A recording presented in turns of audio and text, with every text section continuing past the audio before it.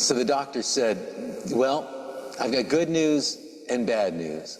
And the patient said, well, what's the good news? The doctor said, the good news is at least you're not a hypochondriac.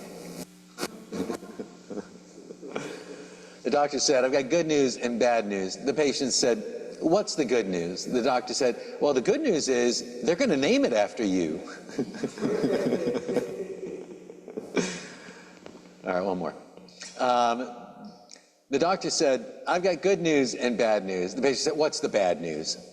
The doctor said, well, I'm afraid we've amputated the wrong leg. The patient said, well, what's the good news? The doctor said, well, the leg that we meant to amputate is doing much better. All right, good, good. And what do those have to do with today's topic? Well, for this last sessions, we have been talking about the Oglala medicine man, Black Elk.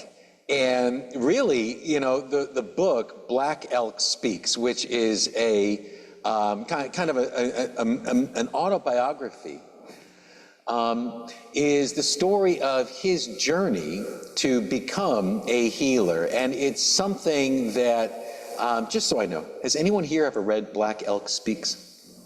That's fine. So his story, you know, he begins it when he is about 5 years old, and he has this vision in which the thunder beings, the healing spirits, are calling to him, and they are letting him know that he has got a special destiny to be a medicine person. And for him, he believes throughout his childhood that if he becomes a medicine person, he will die, that it will kill him. But what happens is that the thunder beings which are calling him, they want to put this power inside of him, this ability, not the ability to heal, which belongs only to the spirits, but the ability to channel that spirit energy like a conduit, and we'll come back to that in a moment, but they want for him to be like a portal through which the spirits can interact with the world. And this is so horrifying to him that he hides from it, he refuses to tell anyone, and his body begins to kind of die from the inside because he is hiding this energy that the spirits have given him. Finally, he tells one of the medicine people what he's been going through. And the medicine person says, well, first of all, it's time for you to go on your vision quest. It's time for you to understand who you will be in relation to this tribe. And when he has his vision and tells it to the medicine people, they say, this is a message from the spirits, not just for you, it is a message for the entire community. And so they paint the horses and they teach songs and they do all these things to recreate his vision in the material world as kind of a piece of interactive musical theater. If you think about like an immersive theatrical experience, they do this with his vision. And it is after this that somebody comes to him and says, I believe from your vision, now I have walked inside of your vision, and I believe that you can do this thing. So when Black Elk, no, this is a good spot. So it is after he has led this dance of the people in his village, and remember, something that I find really fascinating about this story is that the kid, Black Elk, who has been haunted and traumatized by this vision, and he has been very withdrawn and introverted throughout his childhood, and yet he's grown up in this village of maybe 300 or 400 people, where everybody knows everybody, and everybody knows this kid who is, we would say today, he is developmentally delayed. And the age of 17, at which he finally goes on his vision quest. Remember, the Native American vision quest is not like going to the DMV on your 16th birthday. It's not something that everybody does at the same stage. It is when the medicine person kind of feels that you are ready, and they take you aside. They say, you are ready to stop being a child and to become an adult. And so for the people who have known this boy ever since he was born, and they've known that there was something that was kind of off and something that was wrong with him, and now as a 17-year-old, it's like his dream gets broadcast to the entire village. Now they know that they know that he has this special ability, that he is one of those people through which the untouchable spirit world is going to be able to kind of reach out and interact with the solid world. So he says, Native American healing is not magic. It's not an ability it's not that a person has like a magic healing touch. And if a Native American person began to think of themselves as being magical, the spirits would leave them. The spirits would stop using them in this way. So he speaks of himself as like a portal, like a tunnel that the spirits can come through. So Black Elk is 17, and this guy comes up to him, and the first person who calls Black Elk to do a house call, the man's name is Cuts to Pieces. So not only do we have a 17-year-old who is about to perform his first medical procedure with no training, and all that he's got is that in his vision, he has seen this herb. He has seen this four-leafed, or this four-petaled flower. And that's what he's got. And now this man named Cuts to Pieces comes to him and says, my son is dying, and I believe that you can make him better. So this is kind of a lot of pressure to put on an emotionally, delayed 17-year-old. But you have to start somewhere. He has to do it. And so he tells the guy, yes, I will come to your teepee. I will do this thing. And he goes out to this ravine where he has seen this four-petaled flower in his vision. And before he can cut it, he's got to find two of them. Because in Native American medicine, you always have to find two before you cut one, just in case it happens to be the last one on Earth. But he finds a couple of these. He plucks one of them. He enters the teepee, and the first thing that he does is he lights his sacred pipe. And this is a pipe that has a willow bark. And he lights it. He blows smoke to the 6 directions: north, south, east, west, above, and below. He passes the pipe around in this teepee. The people who are there, and that's Cuts to Pieces, who has a teenage daughter. And then there's also this little boy who might be like 9 or 10 years old.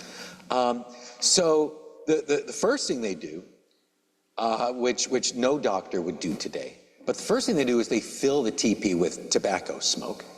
And then Black Elk has his drum, and he starts kind of tapping out this rumbling on his drum. Now, the Native American drum, different Native American tribes have different kinds of drums. Some of them are like you take a whole section of tree trunk and you hollow it out and you put water into it, like the settled cultures, like the Iroquois. This is the Lakota. They can't drag a big tree trunk with them. So this is It is a piece of wood that has been tied into a circle, and it has been wrapped tightly in bison hide, and then it has feathers hanging from it. So when we think about this drum, it is made out of plant and animal and bird. So it's meant to have the energies of these different things, the plant world, the animal world, the flying world, or as Black Elk would say, the four-leggeds, the animals, the wingeds, and the standing peoples, which is how they would say the trees. And you also, you sing special songs while you're creating this drum. So the drum is already, it has this energy in it. And he uses the drum to summon the spirits. He wants the spirits to hear this rhythm. And there are rhythms that you use to let the spirits know you're going to celebrate. There are other rhythms that you use to let the spirits know you're going to mourn and lament. And this is a rhythm. He plays one of the rhythms that you use to let the spirits know that you need assistance in a healing. So he's summoning the spirits into this tent. He's got the pipe, the drum, the flower. He thinks about other things that he saw in his vision. He asked for a wooden cup of water and an eagle bone whistle. And this is something, this is a whistle from an eagle's bone, but it enables you to make the sound of an eagle. It makes this kind of eagle's cry. So he needs to round up the things that he has seen in his vision. He's playing the drum. Now he refers to it as making a low thunder on the drum. And again, he's trying to call the thunder spirits. He sings, "Grandfather, Great Spirit, you have made everything they say. You have made it good and beautiful. The two-leggeds, the people on earth, are in despair.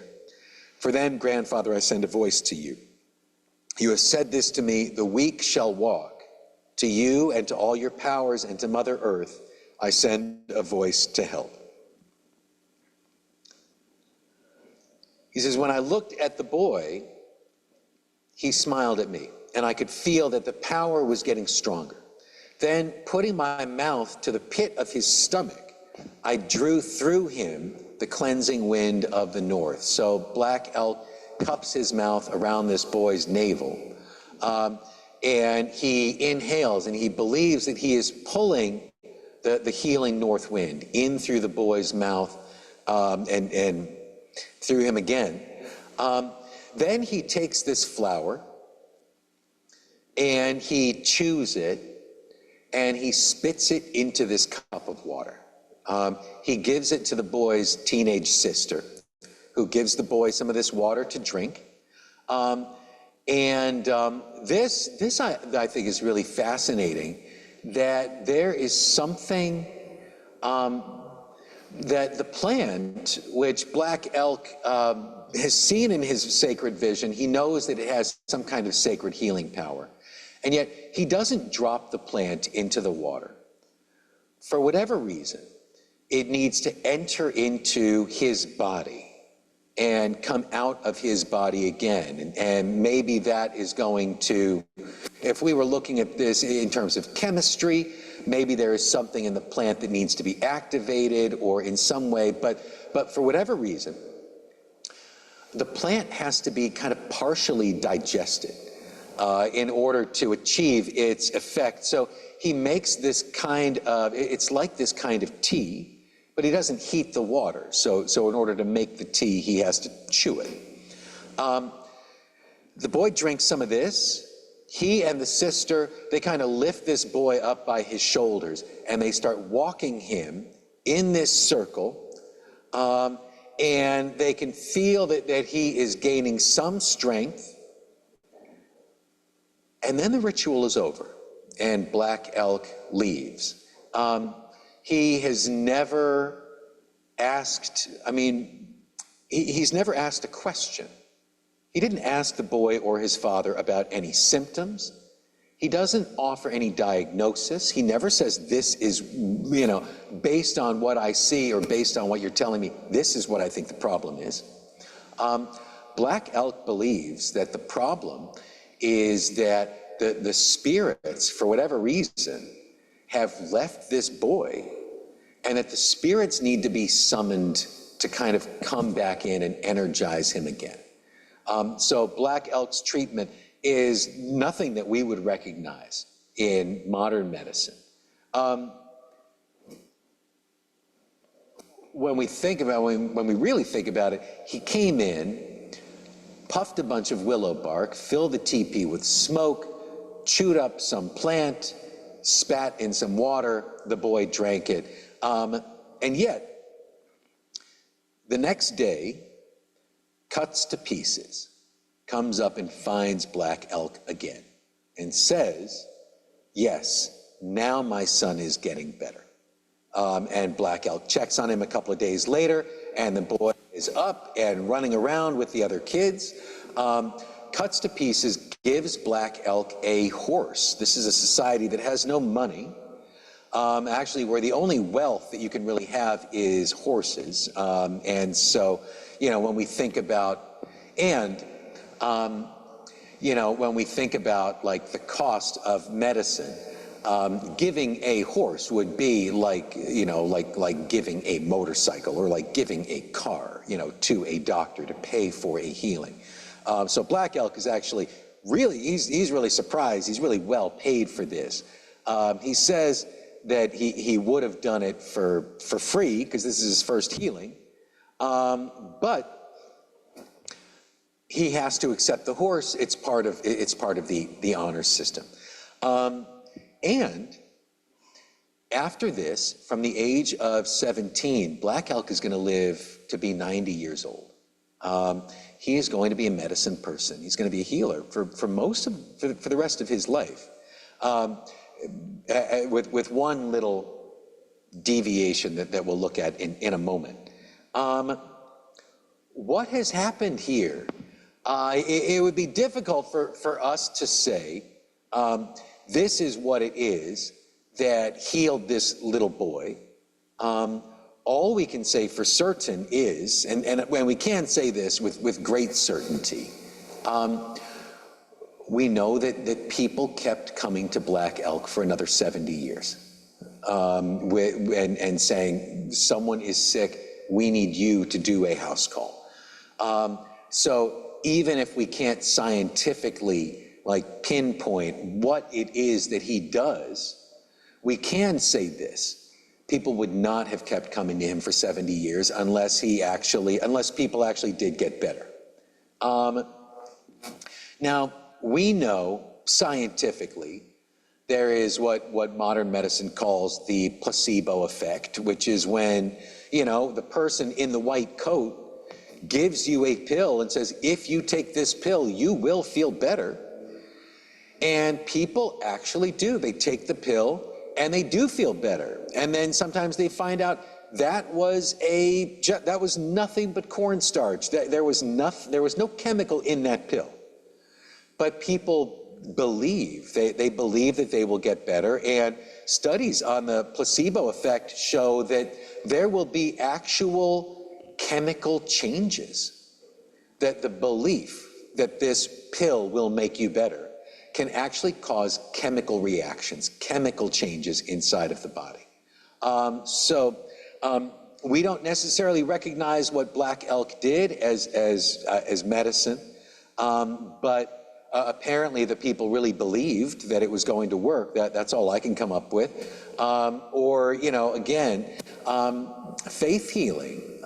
When people believe that they will be healed, it can actually happen. Black Elk's authority as a doctor does not come from a diploma. It does not come from books. The other medicine people kind of broadcast his, which is as close as you can get to saying, maybe we could call that a kind of endorsement. But really, this 17-year-old walked into a teepee and did some stuff, and then he walked out and somebody got better. That is where his authority comes from. And he can also lose it. If he shows up and people don't feel better, then that will be taken away from him. So Black Elk begins his career as a healer at the age of 17. Just a sec. No, we're frozen. It's all right. Black Elk begins his career as a healer at the age of 17. And then he runs off a couple of years later and he joins the circus. He is broke, and the bison are all being killed off. There's a lot of trouble and hunger in his village, and so he does what makes the most sense to him, which is that he becomes what we would call like a migratory worker. He joins what was called Wild Bill's Traveling Medicine Show. And what this was is that in the mid-1800s, and remember there were no movie theaters, and there was no television, and there was no YouTube and no Netflix. There was nothing like that. But what people would do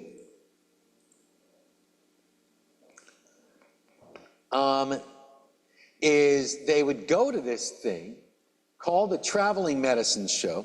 What we're seeing here, and it's often used as a cover for the book Black Elk Speaks, because it's the only photograph of Black Elk from this period. But it's a photograph that's taken of him not in his village, but as a traveling performer. And here he is with this other Native American who probably did not speak the same language that he did. And Black Elk did not learn how to speak English in order to do this. But that's okay, because he was mainly there to be a prop. In the mid-1800s, the biggest show that would come into town was called the Traveling Medicine Show. And it would be a guy like this who would set up a little tent, and all of the farmers would come. And remember, this was back when you lived on a farm like 3 miles away from your nearest neighbor. And you didn't really see the other people that you lived around except in church, when everybody was really quiet and solemn. But then the medicine show would come to town, and everybody would gather up. And it was this big jamboree where this man would get up and say, the Indians have revealed to me the great secret of Indian medicine, and I am here to share it with you. And for 15 cents, which would be the equivalent of, of like 20 bucks, he would sell you one of those 1 ounce, like you see them on the sidewalk, those little shooter bottles where it's like 1 ounce of liquor. And what was contained was, you would buy this, it was a carbonated beverage. It was an ancestor of our Coca-Cola or Pepsi or Dr. Pepper. It was a combination of carbonated water and a lot of sugar and cocaine. And he would call some, and that's where the Coke and Coca-Cola, and at the time, cocaine was more commonly known as Pep, which is where we get the words Pepsi and Dr. Pepper. They both just mean like, this is where the cocaine is. And he would, now, he couldn't bring somebody with him to model this, because it was this town where everybody knew everybody. So he really would call some like grandmother with crutches to come up onto the stage, and he would give her an ounce of this, Coca-Cola with cocaine, and she would drink it and just throw her crutches and start dancing. And everybody would, and they would know, they'd be like, oh my goodness, everybody knows grandma can barely walk anymore. And here she is, and she's dancing, and she's happy, and she feels fantastic. And that was great, you know, for like a half hour, and then she would like crash. But by then, he had already sold his hundreds of bottles of this. This was not an actual Indian medicine, I mean, except that it had an ingredient from like South America. But in order to sell it as Indian medicine, he would hire real live Native Americans to just stand behind him and nod their heads as he talked about getting the secret from some old Indian. And they did not speak English, and they had no idea what he was saying, but they were a very important part of the show as a kind of scenery. What happened with the Indian medicine show, it became so popular that cowboys joined it, like real cowboys from the Wild West, and they would put on stunt shows. They would put on displays of stunt riding, and they would pretend to fight on horseback, and they would fall off of their horses, and they would jump back on. For this also, they would hire real Native Americans to do like horseback riding stunts and to do, you know, like displays of like cowboys and Indians battles. This then grew into something even bigger, where in addition to watching stunt riding, the children would also want to visit like a Native American village. So they would build a little teepee village so that the kids, you know, like white kids, could go run around in teepees and they could kind of see what this was like. And they would also hire Native Americans to do authentic Native American dances. Now, the Native Americans who actually did this did not do real Native American dances. They just shouted gibberish, but nobody could speak their language, so nobody knew.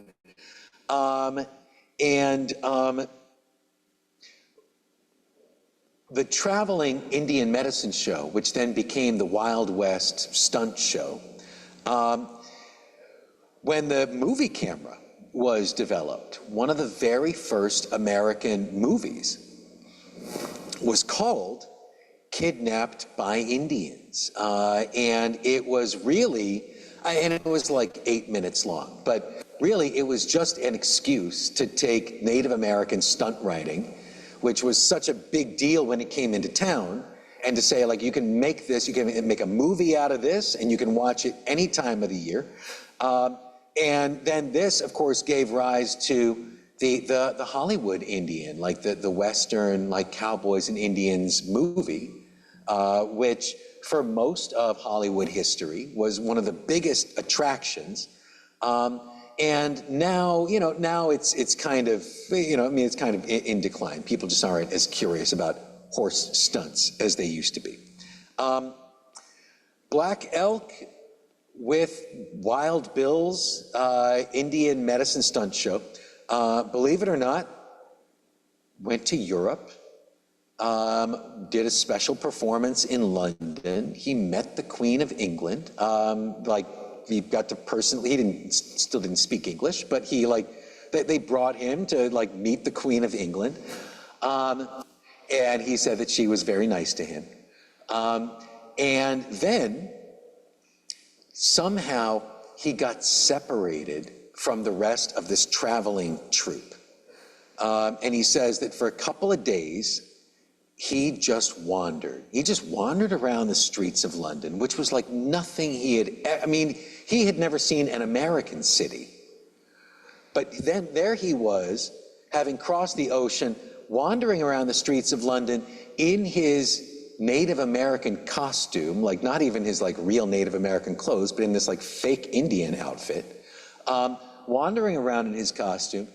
He said that the people of London were very nice to him, and that they were very kind of curious about this, like, this strange Indian, he was like 19 years old, about this like strange Native American, you know, guy wandering around with feathers in his hair.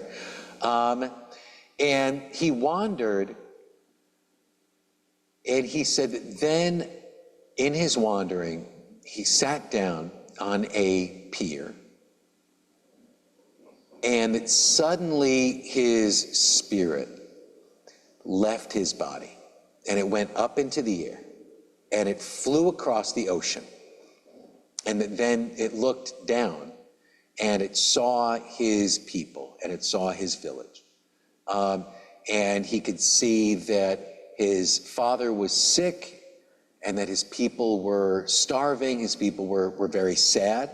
There was a great deal of division and argument because, we need to remember here, the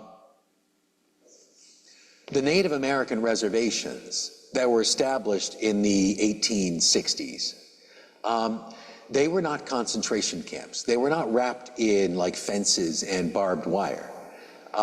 You didn't need walls and fences to get Native Americans into reservations. The way that it was done was by killing off all of the bison,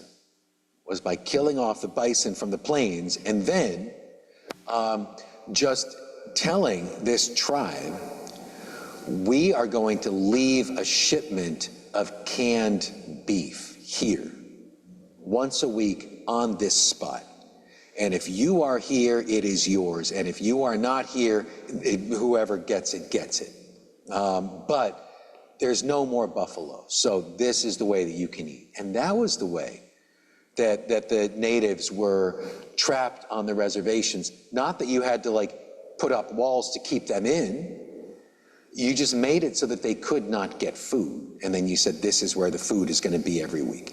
Now, among Black Elk's people, there is a great deal of agreement about whether or not to start showing up once a week in this place. And that kind of means you need to build permanent shelters, and you need to like establish a reservation there.